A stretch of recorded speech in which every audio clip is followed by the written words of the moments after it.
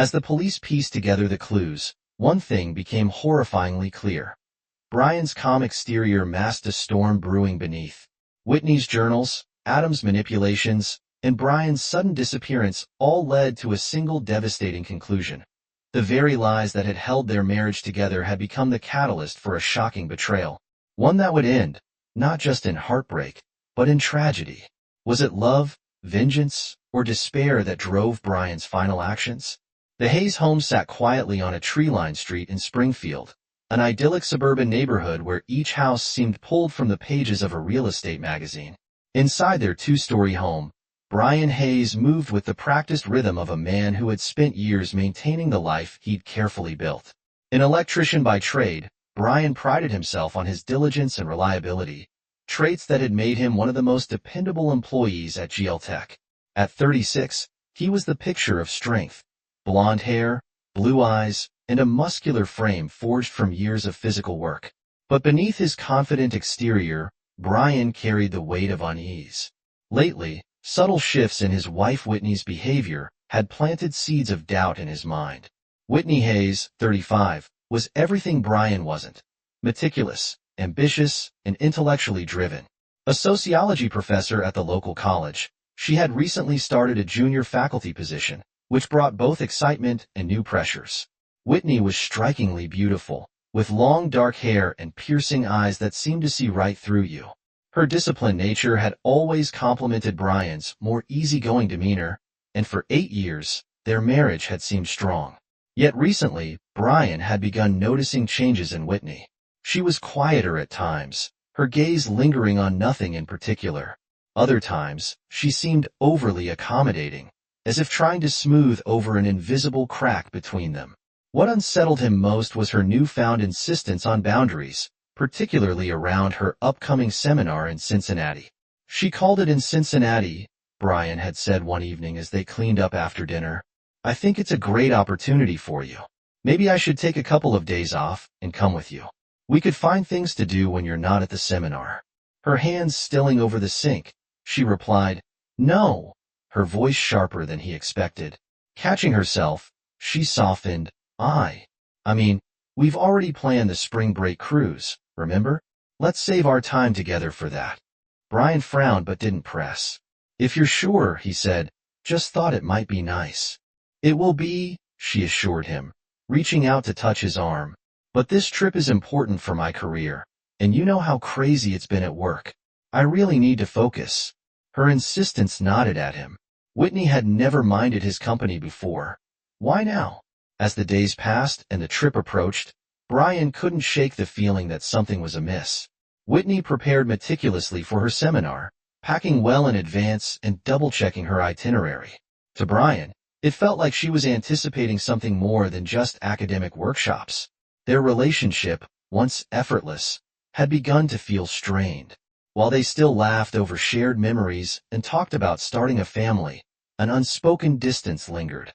Brian noticed how Whitney avoided eye contact when he asked about her work or her teaching assistant, Adam Torres, a name she had mentioned frequently earlier in the semester but now seemed to avoid entirely.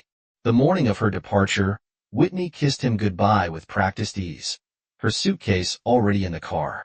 Don't forget to eat something other than pizza while I'm gone, she teased, forcing a smile. Brian watched her drive away, the sense of uncertainty settling like a weight in his chest. Alone in the quiet house, he stared at the cruise tickets pinned to their bulletin board. Something about her urgency to keep him away from this trip didn't sit right. He shook his head, dismissing the thought.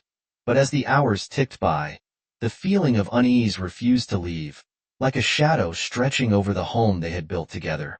None said curt, Nan, he said finally.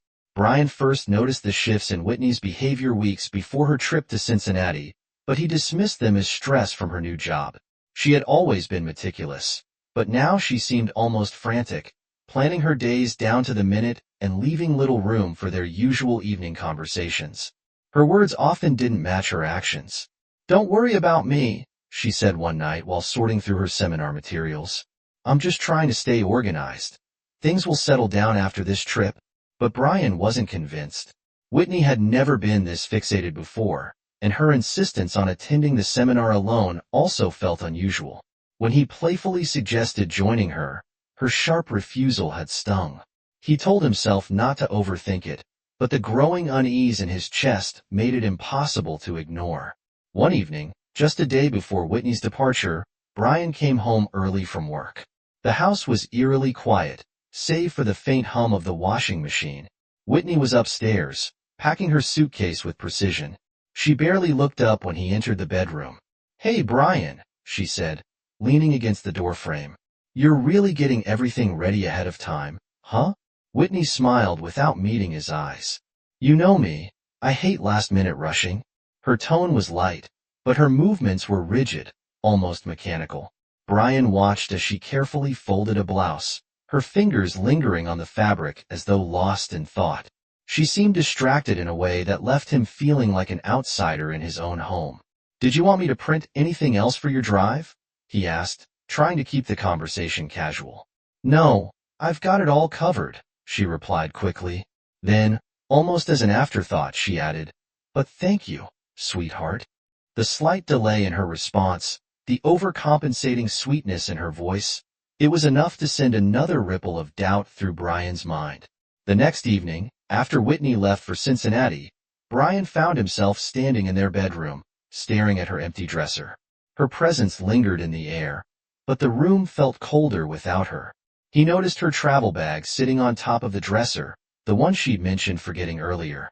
Curious, he moved to set it aside, intending to stow it neatly in the closet. As he lifted the bag, something caught his eye. A small red leather journal tucked beneath it. Brian ran his fingers over the journal's brass lock. Whitney had always kept her journals private, rarely mentioning them and never leaving them in plain sight. The discovery felt like a breach of their unspoken trust. Yet the unease he'd felt for weeks pushed him to pick it up. For several minutes, Brian simply stared at the journal, weighing his options. The locked cover seemed to dare him, its brass gleaming under the bedroom light. A part of him wanted to put it back and forget he'd ever seen it, but the questions gnawing at him refused to be silenced. He examined the lock closely, noting its simple design. With a sigh, he set the journal down and headed to the kitchen. He needed time to think, and a beer. By the time he returned, a decision had formed in his mind. If Whitney had nothing to hide, why would the journal be locked, and why had her behavior shifted so drastically? The next morning, Brian visited a specialty store downtown, purchasing an identical red journal with a matching key. It was an expensive gamble, but one he felt compelled to take. Back home, with the new key in hand, he unlocked the journal and opened it to the first page. His heart pounded as he scanned the entries, his fingers trembling slightly with every turn. The first few entries seemed innocent enough, detailing Whitney's joy over her new job and the challenges of balancing her responsibilities. But as he read further, the tone began to shift. One entry caught his attention immediately. September 8th. My new assistant, Adam Torres, started today. He's tall, charming, and has a way of commanding attention without trying. The female students adore him. I can't deny he's capable, but I'll need to keep things professional. Ryan reread the passage, his pulse quickening. Adam, the name sparked a memory. Whitney had mentioned him frequently earlier in the semester, but hadn't brought him up in weeks. Another entry followed. September 24th. Spent hours working with Adam on readings for class. He's sharper than I expected. I've been thinking about starting a family with Brian, but it's hard to focus on that when work is so overwhelming. Brian's grip tightened on the journal. Whitney's handwriting grew more hurried in the following entries, the lines slanting sharply across the page. The next mention of Adam stopped him cold. October 10th. Adam locked the door today during our meeting. I told him it wasn't appropriate, but he just laughed and said no one would notice. I didn't know how to respond, so I let it go. A knot formed in Brian's stomach as he read on. The tension between Whitney and Adam became palpable in her words, while she expressed guilt and uncertainty. There was an undeniable undercurrent of attraction. Each new revelation felt like a punch to the gut. Brian closed the journal abruptly, his breathing uneven. He stared at the locked cover, his mind racing. The doubts he tried to suppress were now glaring truths he couldn't ignore. Whitney was hiding something something that threatened to unravel everything they had built. For the first time in their marriage, Brian felt like a stranger in his own life. As he reached for the second journal from the shoebox, his resolve hardened. He needed to know the full truth, no matter the cost. Brian turned the page, his heart sinking as Whitney's words revealed a mind caught between temptation and guilt. At first, the entry showed only faint traces of her internal struggle, subtle hints that grew louder as time passed. September 30th. Adam smiled at me during my lecture again. I frowned, hoping to discourage him, but he didn't look away. After class, he stayed behind to talk. His confidence is unnerving. It's like he knows exactly what he's doing. I told him I'm married, and he just grinned, saying, "Happily, I hope." I should feel insulted, but instead, I'm unsettled. The way Whitney's handwriting tilted slightly forward, her normally steady strokes faltering, mirrored her conflicted feelings. By early October, her words took on a more emotional tone, tinged with hesitation and self-reproach. October 16th. I shouldn't have let him close the door when Adam asked why I seemed distant lately. I laughed it off, but his eyes searched mine like he already knew. Then he hugged me too long, too tightly, and I didn't pull away fast enough. For a moment, I wondered what it would be like to let go, but the thought left me ashamed. This has to stop. I don't. Brian clenched his fists as he read, anger rising alongside an uncomfortable sadness. Whitney wasn't only battling Adam's advances, but her own faltering boundaries. The tone darkened as Adam's behavior grew bolder. October 20th. He locked the door again today, saying he needed privacy to discuss something important. When I asked him to leave it open, he smirked and ignored me. He leaned against my desk and told me I deserved better than Brian. How could he know that? I pushed him away, but the way he looked at me, it's like he's always in control. I hate that part of me liked it.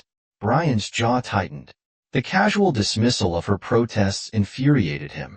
Whitney's guilt was clear, but so was Adam's manipulative persistence. By November, her entries reflected a growing desperation to regain control. November 29th. Adam crossed another line today. I've tried to tell him we need distance, but he keeps finding reasons to stay close. When I told him this couldn't happen again, he laughed and said it already has. He's right. I can't undo what's been done, but I can end this.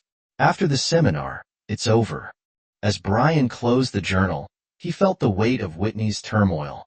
Her guilt and Adam's relentless manipulation painted a picture of a relationship spiraling out of control, leaving Brian determined to uncover the truth behind her final plan.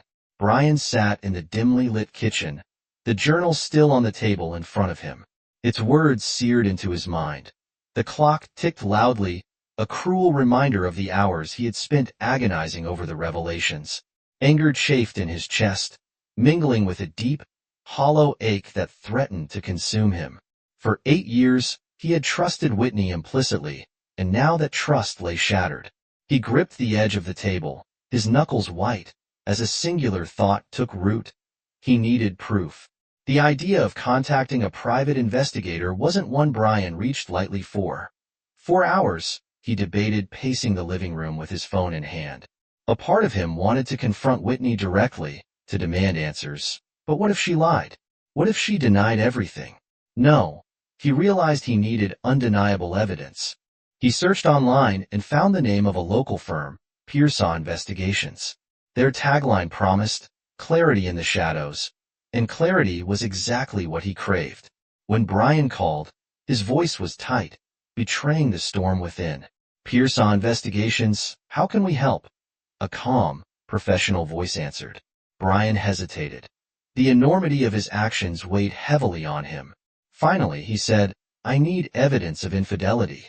My wife, I think she's cheating on me. The receptionist transferred him to Francis Hopkins, a seasoned detective whose steady tone immediately put Brian at ease. Tell me everything, Hopkins urged.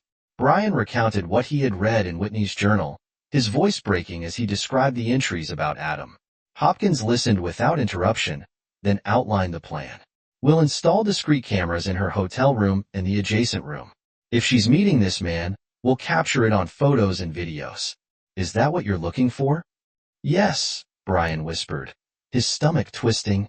The next day, Hopkins called back with confirmation. "It's done," he said. "We've got photos. I'll email them now."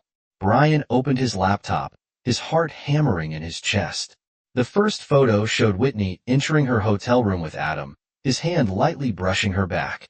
Another captured them through a crack in the door, their silhouettes unmistakable. The final photo, the most damning, showed Adam leaning in to kiss her, the intimacy undeniable. Brian stared at the screen, his breath caught in his throat. His vision blurred as tears welled up, but he blinked them away, anger hardening his resolve. The images were a gut punch, each one tearing at the fabric of his marriage. For a long moment, Brian sat motionless, the weight of the betrayal pressing down on him. When he finally moved, it was deliberate.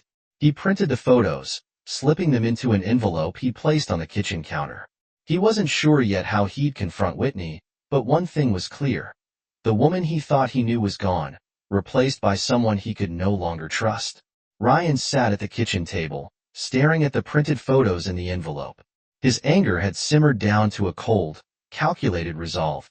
He had envisioned confronting Whitney, demanding answers, throwing the evidence in her face. But the more he thought about it, the less appealing it seemed. Confrontation would only lead to lies or excuses, and he doubted he could keep his composure. No, he needed to be smarter than that. The first step was financial security. Brian knew he had to secure his resources before Whitney could act. Early the next morning, he drove to the bank. The fluorescent lights buzzed faintly as he entered, his heart pounding in his chest. Approaching the teller, he forced a polite smile. "I need to make a withdrawal," he said, sliding his ID and account information across the counter. The teller, a young woman with a friendly demeanor, nodded. "How much?" "20,000, Brian replied, his voice steady despite the tension coiling in his stomach. The teller's eyes widened briefly, but quickly masked her surprise. "I'll need a manager's approval for that amount." "One moment." As she walked away, Brian's mind raced. Would this seem suspicious? Would Whitney somehow find out? He tapped his fingers against the counter, scanning the lobby for anything unusual. When the teller returned with the manager, she handed him the cash in a discreet envelope. "Is there anything else I can assist you with, Mr. Hayes?" the manager asked. Brian shook his head. "No, that'll be all. Thank you." Walking out of the bank, he exhaled deeply, his grip tightening around the envelope. The money felt heavier than it should, a tangible reminder of how far he had to go to sever ties with the life he once cherished. Next, Brian drove to GL Tech, his workplace for the past 6 years. As he emptied his locker, his supervisor, Grant, walked in. "Hey, Brian," Grant greeted, surprised. "What's going on? You clearing out?" Brian hesitated before responding. "Yeah, I need to take some time off. Personal reasons." Grant frowned. "You're one of our best guys. Is this permanent?" Brian shrugged, avoiding eye contact. "I don't know yet. I just need a break." Grant's concern was genuine, but Brian couldn't bring himself to explain. Instead, he shook his supervisor's hand and left, feeling a pang of regret as he stepped into the parking lot. His job had been a source of stability, and now it was another piece of his life he was leaving behind. Back home, Brian began formulating the next phase of his plan. He needed to disappear, not just for a weekend or a month, but for good. Sitting at the kitchen table once more, he sketched out a list. Cancel his phone, find temporary lodging, sell his car, and replace the plates. He stared at the cruise tickets pinned to the bulletin board, a bitter reminder of the life he and Whitney had planned together. Tearing them down, he tossed them into the trash. The sound of crumpling paper echoed in the quiet room. As night fell, Brian sat in the living room, the envelope of photos still on the table. He had imagined leaving them there for Whitney to find, but even that felt too direct. Instead, he slipped them into a drawer, deciding that her discovery could come later, after he was long gone. By the time the clock struck midnight, Brian had packed a single bag and loaded it into his car. Driving away from the house, he didn't look back. This wasn't just an escape. It was the beginning of something new, untethered by betrayal. Whitney stepped through the front door. The familiar creak of the hinges echoed in the silence.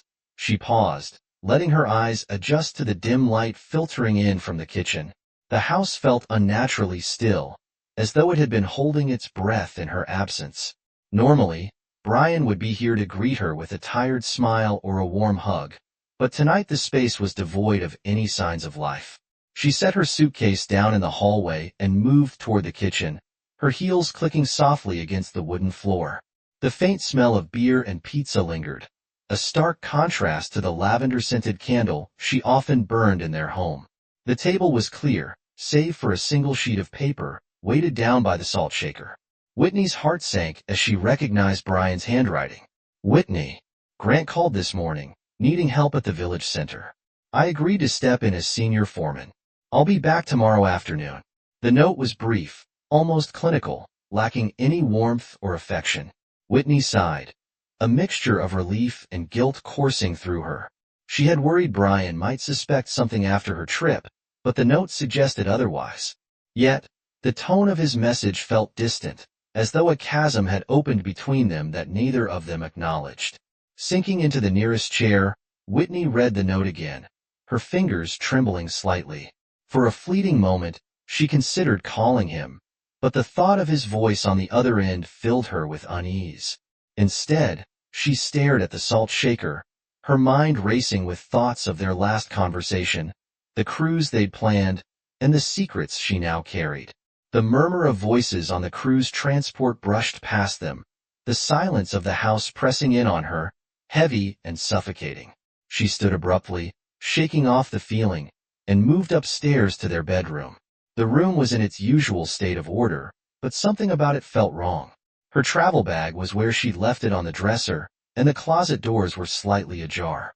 She instinctively glanced at her journal on the dresser, relieved to see it untouched, or so it seemed. Whitney picked up the journal, running her fingers over its smooth leather cover. She unlocked it and flipped through the pages, pausing at her last entry about the seminar. The words stared back at her like an accusation. After this trip, it's over. I'll focus on Brian. Closing the journal, she leaned against the dresser. Her reflection caught her eye in the mirror. Her face looked tired, worn from the double life she had been leading. For the first time in weeks, Whitney allowed herself to confront the weight of her choices.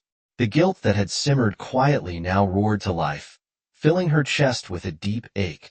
I can fix this, she whispered, gripping the edge of the dresser. Her voice was barely audible, but the determination behind it was fierce. She folded the note carefully, setting it on her bedside table, and made a silent promise to herself. Tomorrow, she would talk to Brian. Tomorrow, she would tell him everything. It was time to repair the damage before it was too late. Whitney sat on the edge of the bed, staring into the darkened room. Her resolve steadied with each passing moment. The sharp knock at the door startled Whitney from her half-empty cup of coffee. She set it down, the mug rattling against the table as the sound echoed in the quiet house. Glancing at the clock, she saw it was barely 8 a.m. Peering through the window, she noticed a police cruiser parked outside, its lights off but unmistakable. A chill ran through her. Why were the police here? Pulling her robe tighter, Whitney opened the door to find two men, one in a dark suit and the other in a police uniform, standing on the porch. The older man, tall with graying hair, held up a badge. Mrs. Hayes, he asked. Yes, that's me, Whitney replied, her voice uncertain. I'm Detective Valdez, and this is Officer Santos. May we come in? Whitney hesitated, her heart pounding. Is something wrong? Valdez's expression was professional, but his tone softened. We need to speak with you regarding Adam Torres. Inside the air felt heavy as the detective sat at the kitchen table. Whitney clutched her mug, her knuckles whitening, as Valdez began, SB, we regret to inform you that Adam Torres was found dead last night. His body was discovered at his residence around 7 p.m. It was a small village in Germany. Whitney froze, her thoughts colliding. Adam, dead. The shock was quickly replaced by a gnawing guilt. She felt her voice falter as she asked, How? How did this happen? Valdez studied her carefully. That's what we're trying to determine. What we do know is that a call was made to report his murder. The call came from your husband's phone. The words hit her like a physical blow. Brian, she whispered, No, that's impossible. He, he wasn't even there. Santa spoke for the first time. The phone was traced to Niagara Falls, Ontario, where we also found a discarded pistol matching the caliber of the bullets used in the attack. Witnesses near Adam's residence reported seeing a man matching your husband's description shortly before the estimated time of death. Whitney shook her head, her voice rising. Brian would never do this. He didn't even know Adam. Valdez leaned forward, his tone calm but firm. Are you sure? We found photographs near the body, photographs of you and Mr. Torres. They appear to have been taken recently. Whitney's hands trembled, and her face paled. The implication was suffocating, but she clung to her denial. Brian wouldn't hurt anyone. You've got it wrong. Someone must have stolen his phone or set him up. The detectives exchanged a glance, their skepticism palpable. Valdez stood, handing her a card. If you think of anything, call us. But, Mrs. Hayes, if your husband contacts you, we strongly advise you to inform us immediately. As they left, Whitney sank into a chair, her mind spinning. The house felt emptier than ever, and for the first time, she questioned how well she truly knew Brian. At the edge of Niagara Falls, the mist hung in the air, veiling the powerful cascade in a ghostly shroud. Tourists had long since departed for the evening, leaving the area eerily quiet, except for the thunderous roar of the water. It was here, in the shadows of one of nature's most mesmerizing spectacles, that police discovered the remnants of Bryant Hayes' life. A phone, its battery dead, rested in a trash bin near a parking lot. Beside it lay a worn leather wallet, stripped of its cash but still holding Brian's ID and credit cards. A .25 caliber pistol, its serial number filed off, was tucked beneath the bin liner. Nearby, officers found license plates discarded in another bin, the jagged edges suggesting they had been hastily removed.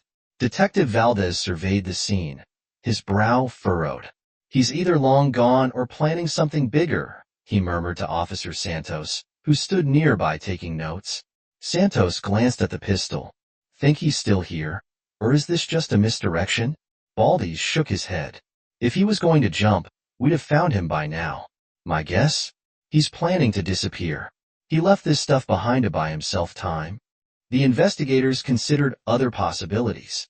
Brian could have confronted Whitney but decided against violence, leaving instead to start a new life. Alternatively, his actions might be a smoke screen, covering up a darker intent. Without a body or further evidence, they had nothing but theories.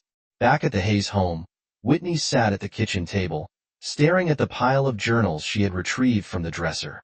Her fingers hesitated over the red leather covers, the brass locks gleaming under the overhead light. Taking a deep breath, she unlocked the nearest journal and began to read.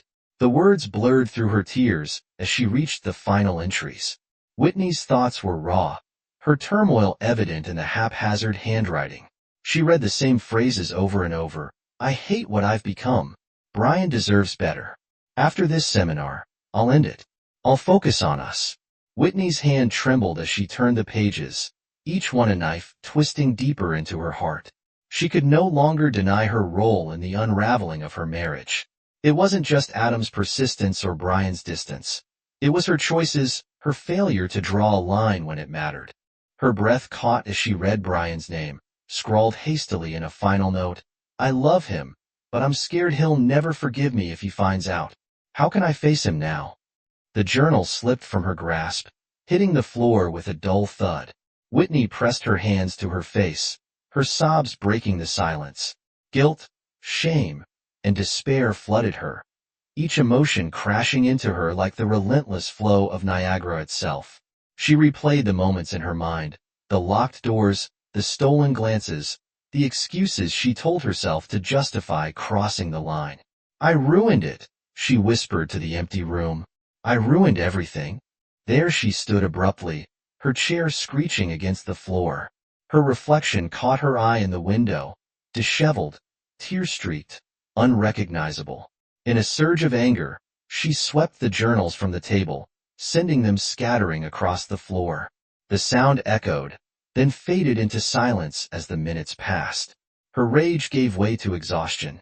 Whitney sank to the floor, clutching one of the journals to her chest. She sat there for hours, staring blankly at the wall, unable to move. Her mind replayed every misstep that had led to this moment. Eventually, the dawn's light began to filter through the curtains. Whitney dragged herself to her feet, her body heavy with regret. She returned the journals to the dresser and stared at her reflection in the mirror. Her voice was hoarse, but her words were firm. I'll face whatever comes next. Next, I owe him that much. With her decision made, Whitney took a deep breath and walked toward the kitchen. The phone on the counter loomed, a connection to the husband she might never see again. She didn't know if Brian would ever forgive her, or if she'd ever forgive herself, but she resolved to try.